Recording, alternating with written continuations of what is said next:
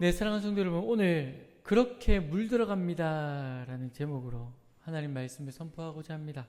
지금 우리는요, 아브라함과 맺은 언약을 신실하게 이루어 가시는 하나님을 바라보고 있습니다. 횃불 언약 이후로요, 아브라함은 정력을 쫓아 언약을 이루려 하였습니다. 그러나 하나님은 그런 그를 찾아오시고 그의 이름을 바꾸심으로 그의 삶을 변화시키죠. 그리고 사라를 찾아갑니다. 그리고 이삭을 약속해 줍니다. 언약의 외인이라고 착각했던 그녀의 삶을 하나님께서 회복시켜 주신 것이죠. 그렇게 회복의 시간이 끝나고요, 하나님은 아브라함과 함께 길을 걸으면서 소돔과 고모라의 멸망에 대한 이야기를 알려줍니다. 아브라함은 반복해서 여호와 하나님께 간청합니다. 의인으로 말미암아 구원해달라라고 기도를 하는 것이죠. 그 기도로 말미암아 하나님께서는 아브라함의 기도를 확장시켜 나갑니다. 그리고 그를요, 복의 근원으로, 더 나아가 여러 민족의 중보자로 세워갑니다. 그렇게 심판의 시간이 다가오고 있습니다. 낮에 아브라함과 헤어졌던 그 천사들, 하나님과 함께 왔던 그 두 천사들이요, 이제 소돔과 고모라로 가서 밤이 되어 이 소돔과 고모라 땅에 이르게 된 것이죠. 그렇게 처음 그를 맞이한 사람이 바로 아브라함의 조카 롯입니다. 여러분, 우리 기억 속에 롯은 아브라함으로부터 멀어진 사람입니다. 아브라함이 그를 양자 삼고 가나안 땅으로 데리고 왔습니다. 그리고요, 그를 구하기 위해 사라를 애굽 왕에게 팔아넘기기까지 했었습니다. 하지만 롯은요, 아브라함의 기대를 저버립니다. 가나안 땅을 버리고요, 소돔과 고모라 땅을 택하여 떠나버렸습니다. 그렇게 소돔과 고모라가 심판을 겪고 살아남은 이후에요, 자신의 딸과 동침하여 모압과 암몬 족속의 조상이 된 사람입니다. 여러분, 이런 연유로 인해서 우리는요, 그를 좋은 사람으로 기억하고 있지 않습니다. 롯 하면 우리는 아브라함으로부터 떠나간 사람, 안타까운 사람으로 기억하고 살아갑니다. 그런데 여러분, 성경이 평가하는 이 롯은요, 우리가 평가하는 롯과 너무 큰 차이가 있습니다. 성경 한 구절을 읽어보겠습니다. 베드로후서 2장 6절에서 8절입니다. 베드로후서 2장 6절부터 8절인데요. 한번 다 같이 한번 읽어보겠습니다. 함께 읽겠습니다. 소돔과 고모라 성을 멸망하기로 정하여 재가 되게 하사 후세에 경건하지 아니한 자들에게 본을 삼으셨으며 무법한 자들의 음란한 행실로 말미암아 고통당하는 의로운 롯을 건지셨으니 이는 이 의인이 그들 중에 거하여 날마다 저 불법한 행실을 보고 들음으로 그 의로운 심령이 상함이라. 여러분, 성경은요, 그를 안타까운 사람, 악인이다 라고 말하지 않습니다. 베드로후서에서는요, 그를 뭐라고 말하냐면 도리어 그 악한 일로 말미암아 고통받았던 의인이다 말합니다. 여러분, 성경이 틀린 걸까요? 아니죠. 보통 우리가 틀렸을 가능성이 훨씬 더 높습니다. 그죠? 그러면 어떻게 해서 이 롯, 안타까운 사람이라고 생각했던 이 롯이 의인이라 불리게 되었을까요? 그 대답을 찾기 위해서 우리는요, 그의 삶을 한번 돌아볼 필요가 있습니다. 우리 롯이라는 사람이 처음 등장했을 때부터 머릿속으로 한번 떠올려 보겠습니다. 롯은요, 아브라함이라는 삼촌이 너무 좋아했습니다. 오늘 우리 초등부 친구들에게 삼촌의 이름을 물었습니다. 우리 주호와 주환에게 물었습니다. 주호에게 물었습니다. 주호야, 삼촌의 이름이 뭐냐? 여러분, 우리 다 알고 있는 삼촌이 누굽니까? 우리 신용걸 집사님이죠. 주호가 갑자기 대답을 하지 못했습니다. 그래서 어떻게 삼촌의 이름을 모를 수 있냐? 그리고 저희 아들에게 물었습니다. 아빠 동생의 이름이 뭐냐? 대답을 하지 못했습니다. 네, 삼촌의 이름을 알지 못하는 친구들이 많더라고요. 여러분, 아브라함의 조카가 롯이죠. 롯의 삼촌의 이름이 누구입니까? 아브라함입니다. 그죠? 여러분, 이 아브라함은요, 자기 삼촌이었던 죄송합니다, 여러분. 이 롯은요, 자신의 삼촌이었던 아브라함을 너무 좋아했습니다. 아브라함도요, 롯을 자신의 양자로 삼을 만큼 이 두 사람의 관계는 너무 좋았습니다. 그런데 어느 날 아브라함이요, 고향과 친척과 아버지의 집을 떠나겠다라는 소식을 듣습니다. 그리고 자신에게 와서 이렇게 말합니다. 롯, 너 나와 함께 같이 떠나지 않을래? 고민이 되었습니다. 흔들렸습니다. 그런데 아브라함의 말로는요, 삼촌 말에 의하면 자기를 따라가면 큰 복을 누리게 된다라고 들어왔습니다. 욕심이 나기 시작합니다. 그래서 혹시나 안 되면 집으로 돌아와야지라는 생각으로 아브라함을 따라 나섰습니다. 그런데요, 그 길이 쉽지 않았습니다. 가뭄을 만납니다. 애굽에서 죽을 위기도 건넙니다. 여차여차해서 가나안 땅으로 다시 돌아왔는데요, 이제 드디어 살만해졌습니다. 그런데요, 목자들이 싸움하기 시작합니다. 처음에는요, 그냥 다툼을 중재했습니다. 야, 그러지마, 손해 좀 보면 되지 라고 말했지만 이 다툼이 한두 번이 아니니까요, 점점점 어떤 생각이 드냐면 그냥 독립할까라는 생각이 들기 시작합니다. 때마침 아브라함이 자신을 불러서 저 산꼭대기로 데리고 가더니 소돔 땅과 가나안 땅 중에 하나를 선택하라 말합니다. 애써 삼촌의 마음이 왜 그럴까 알고 싶기도 하고, 또 애써 아닙니다, 나 삼촌하고 그냥 있을래요 라고 말하고 싶었는데, 얼핏 돌아본 소돔 땅이 마치 에덴 동산 같아 보였습니다. 그래서요, 그는 마지못해 선택하는 것처럼 소돔 땅을 선택했습니다. 그곳에 정착하고 살아가기만 하면 진짜 복된 삶, 행복한 삶을 살아갈 수 있을 것처럼 느껴졌기 때문입니다. 그렇게 아브라함과 헤어지고요, 롯은 소돔성이 보이는 그 근처에 터를 잡고 살기 시작합니다. 타지에 가니까요, 텃세가 심합니다. 비위를 맞춰가면서 정착하려고 발버둥을 치고 있는데 갑자기 전쟁이 일어납니다. 정신을 차려보니 포로가 되어 있습니다. 막막합니다. 이제 어떻게 하지라는 생각밖에 들지 않습니다. 차라리 아브라함과 함께 있었으면 이런 일을 당하지 않을 것인데 라는 후회도 듭니다. 그렇게 모든 것을 포기하려고 했을 찰나에 아브라함이 자신을 구해냅니다. 절대로 이길 수 없을 것 같은 전쟁 가운데 아브라함은 승리했고요, 자신을 더불어 빼앗긴 모든 재물, 더 많은 재물들을 찾아 소돔성으로 내려오고 입니다. 아브라함과 다시는 떨어지고 싶지 않았습니다. 그렇게 결심하고요, 집으로 오는 길에 자신이 그토록 우러러보고 있었던 소돔 왕이 아브라함을 맞이하러 나왔음을 봅니다. 그들은요, 아브라함에게 잘 보이기 위해서 혈안이 되어 있습니다. 모든 사람과 재물이 아브라함의 소유로 바뀌어져 있기 때문이죠.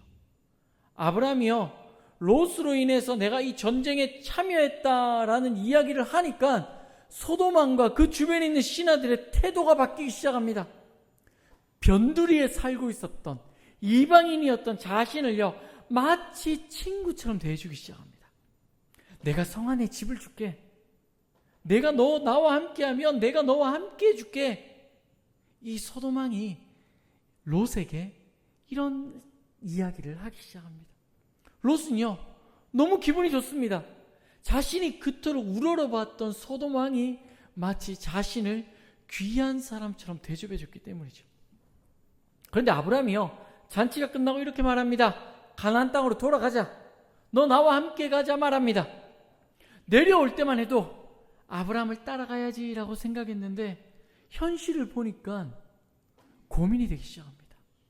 아브라함이 재물도 다 찾아줬습니다. 사람도 다 찾아줬습니다.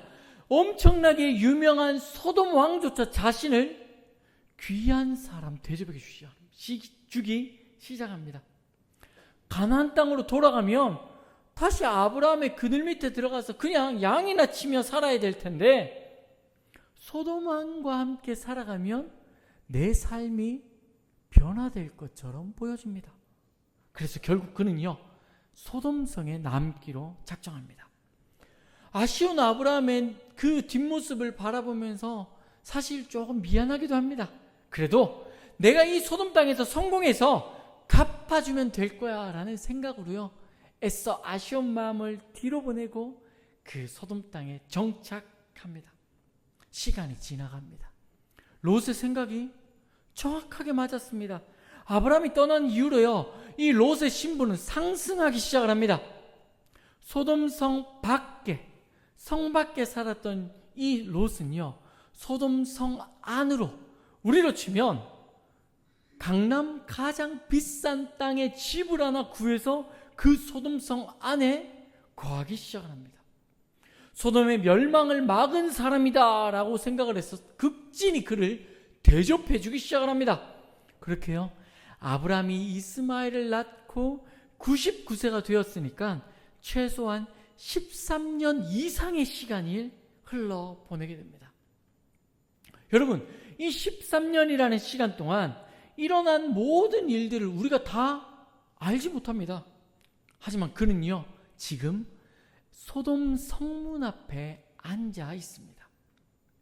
여러분, 많은 사람들이 이 소돔 성문 앞에 앉아 있는 것을 보고요 이제 롯이 그 소돔성에 있는 모든 문화들을 다 즐기고 허탈해서 앉아 있다라고 지금까지 들어왔을 겁니다. 이렇게 들으신 분들이 많을 겁니다. 그런데요 지금은요 고대 근동의 많은 문화들을 우리가 배우고 다시 성경을 해석하는 이 성경하는 해석을 하신 분들은요 이것을 그렇게 해석하지 않습니다. 왜냐하면요 고대의 성문은요 단순히 사람들이 왔다 갔다 하며 그냥 우리가 생각하는 성문 앞에서 그냥 앉아있는 거지들처럼 지나가는 사람에게 구걸하기 위한 성문이 용도가 아니기 때문입니다. 여러분, 이 팔레스타인 지역, 이 지역에서 이 성문은요 재판이 열리는 곳입니다. 그래서 보아스가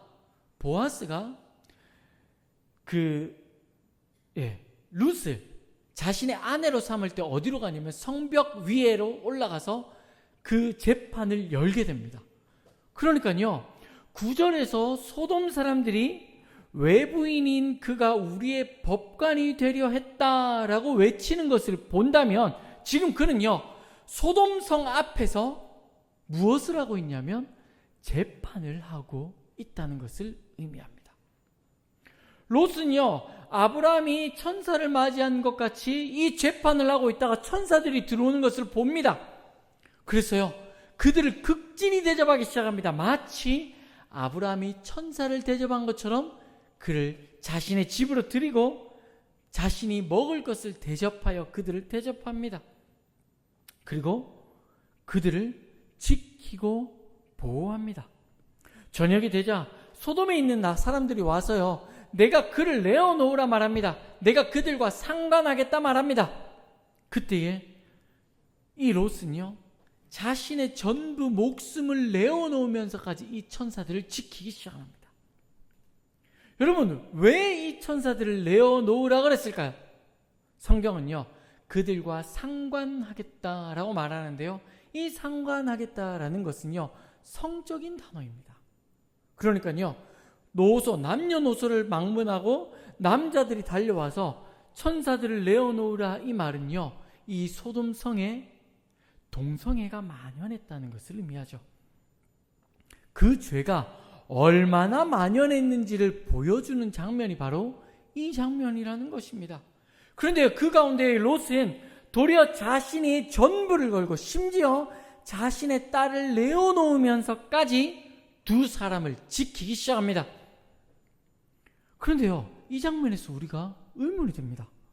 아니, 의인이라고 말하는 이 롯이 어떻게 자신의 두 딸을 저 극악무도한 사람들의 손에 내어놓으며 너희 마음대로 해라 라고 이야기할 수 있는가라는 점이죠. 그런데요 여러분, 이 내용을 문자 그대로 받아들이면 안 됩니다. 오늘 본문 이후에 등장하는 성경의 내용을 보면 이 두 딸은요, 소돔에 거주하는 약혼자들과 나가 있었습니다. 이 두 딸이 지금 롯을 찾으러 온 사람들 앞에 없었다는 겁니다. 왜냐하면요, 심판이 있을 직전에 천사들이 와서 롯에게 이렇게 말합니다. 너 지금 두 딸을 데리고 빨리 나가라고 말하니까 롯이 밖으로 나아가서 이 두 딸들을 부르기 시작했다는 겁니다. 즉, 롯이 지금 이 두 딸을 너가 데리고 나가서 상관해라 했을 때 이 집안에 두 딸들이 없었다는 겁니다. 그러면 롯이 왜 이런 말을 했는가라는 점이죠. 지금 찾아온 이들은요, 롯의 약혼자들의 친척들이고 형제들이고 친구들입니다. 그런데 내가 이들을 대신해서 딸을 내어줄 테니까 너희 마음대로 해라는 이 롯의 외침은요, 지금 너희가 행하고 있는 이 일들이 얼마나 잘못된 일인지 너희가 직접 깨달아라 라는 말과 동일한 말이라는 것이죠. 재판관으로 지금 이들의 죄를 지적하고 있다는 것이죠. 그렇게 롯의 말을 들은 이들이 격분하기 시작합니다. 네가 우리의 재판관이 되려 하느냐? 내가 이제는 저 사람들을 빼놓고 너부터 죽이겠다라고 흥분합니다. 그렇습니다. 지금 베드로후서 6절에서 8절 말씀처럼 롯은요, 무법한 자들의 음란한 행위로 가득한 이 소돔 땅 가운데에 의롭게 의의 재판관으로 서 있습니다. 그러면 여러분, 의문이 생깁니다. 아브라함으로부터 떨어질 때까지만 해도 그는요, 언약으로부터 멀어진 사람이었습니다. 언약의 외인이었습니다. 언약과 상관없는 사람처럼 보여졌습니다. 그런데 13년이 지나가는 동안 그는요, 재판관이 되어 있고 의인의 모습으로 살아가고 있습니다. 그 이유가 무엇일까요? 바로 아브라함에게서 흘러내린 믿음에 물들었기 때문입니다. 롯은요, 모든 선택에서 자신의 유익만을 선택했던 사람입니다. 그러나 그는요, 그 선택해가는 삶 가운데에서 아브라함과 함께하면서 아브라함의 믿음을 눈으로 보기 시작합니다. 12장에서 모든 것을 내어놓고 하나님의 말씀에 순종하는 아브라함을 보았고요, 삶의 문제 앞에서 기도하는 아브라함을 보았습니다. 가나안 땅과 소돔 땅 앞에서 언약의 땅을 바라보며 아무것도 없는 그 땅을 향하여 걸어가는 아브라함의 믿음의 걸음을 보았고, 절대로 이길 수 없는 싸움에서 하나님만 믿고 승리하는 걸음을 그의 눈으로 직접 보았습니다. 더 나아가 모든 것을 그가 가졌음에도 불구하고 하나님의 이름 때문에 그 모든 것을 내어놓는 아브라함을 보았습니다.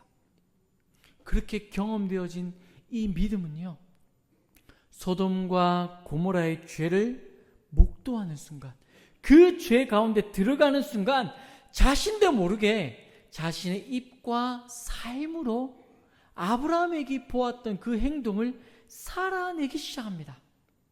그들의 입이 죄악 가운데 아브라함과 같이 의를 말하기 시작을 했고, 그 행동이 아브라함과 같이 의인의 길을 걸어가기 시작했다는 것이죠. 단순히 바라보기만 했던 아브라함의 삶이 롯을 물들이기 시작했다는 것입니다. 그의 구별됨은요, 죄악이 가득한 땅에서 빛이 되기 시작합니다. 여러분, 칠흑같이 어두운 방 하나에서 촛불 하나를 켜면 모든 것이 다 보여집니다. 지금처럼 이렇게 밝은 데서 촛불을 켜면 아무것도 보여지지 않지만, 칠흑같은 어두운 가운데 촛불 하나는요, 우리가 그 모든 것들을 의지할 수 있는 빛이 되어집니다.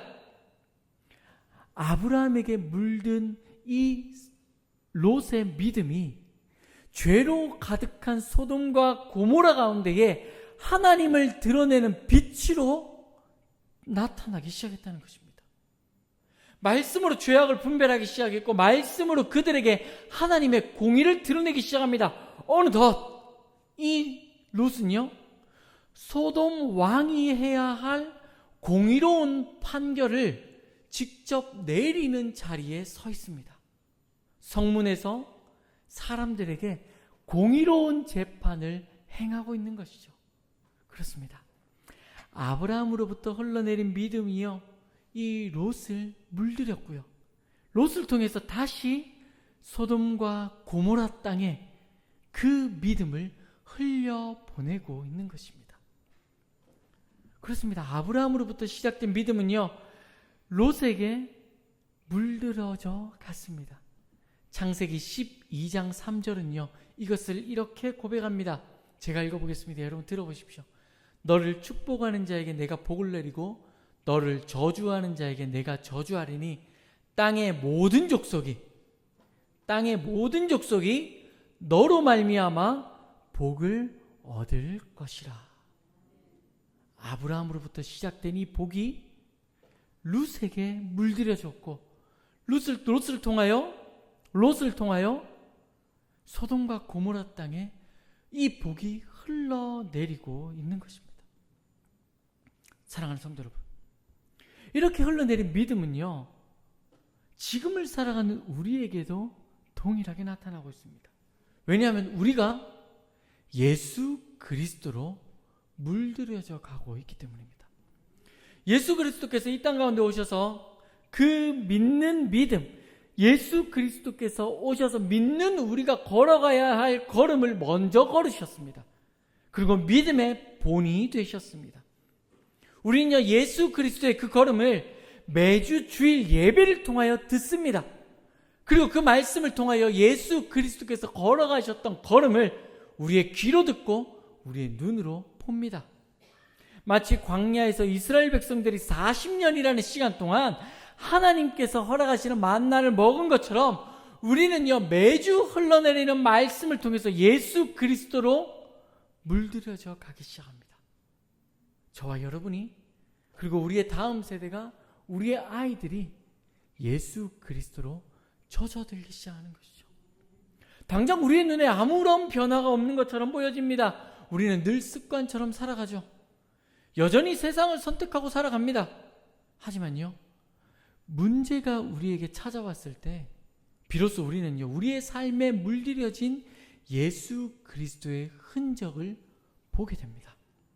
어느 순간 기도하고 있는 나를 봅니다. 세상의 선택과보다는 하나님의 말씀을 선택하는 나를 봅니다.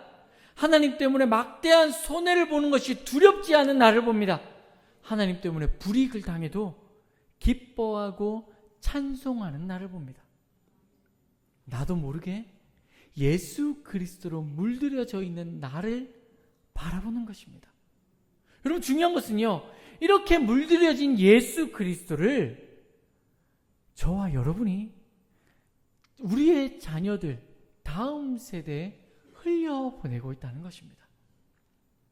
하나님을 알지 못하는 롯이 아브라함을 통해서 하나님을 알아갔듯이 우리의 다음 세대는요, 우리를 통하여 예수 그리스도로 물들여져 가고 있습니다. 여러분들이 기도하는 그 기도의 모습을 통하여 다음 세대가 기도합니다. 여러분들이 선택하는 그 선택을 바라보고 우리 교회 다음 세대가 믿음의 선택을 행해 갑니다. 여러분, 이번 주에 제가 이 설교를 이제 준비를 하고 이 설교를 이렇게 묵상을 하고 있는데요, 참 하나님께서 은혜를 부어주신 게 뭐냐면요, 우리 전도지 들고 이제 전도하라고 하시잖아요. 그죠? 어떤 분들은요, 이렇게 주중에 한번 오셔서 전도지를 들고 나가서 전도를 하십니다. 우리 어르신들 또 집으로 가기 전에 한 4-5개씩 주워서 전도를 하러 가죠. 그런데요, 이 전도하는 모습을 보고요, 우리 초등부 아이들이 전도지를 들고 전도를 하러 나갑니다. 왜 나가냐 물었습니다. 그럼 어르신들이 전도하니까 자기들도 따라 나가는 겁니다. 여러분, 지금 우리는요, 우리의 믿음을 다 우리의 다음 세대에게 물들여 가고 있습니다. 여러분, 저와 여러분에게 주어진 모든 시간은요, 단순히 오늘 하루를 보내는 시간이 아닙니다. 여러분, 저와 여러분에게 주어진 이 시간은요, 믿음으로 물들어 가는 시간입니다. 우리는요, 말씀을 통하여 예수 그리스도로 물들어 가는 것이고, 우리의 다음 세대는요, 저와 여러분을 통하여 예수 그리스도로 물들여져 갑니다. 여러분, 그 시간이 우리의 눈에 잘 보이지 않습니다. 왜냐하면요, 너무나 길어 보이고 너무나 더딘 것처럼 보여지기 때문입니다. 그러나 확실한 것은요, 한번 물들여지기 시작한 것은 절대 사라지지 않는다는 겁니다.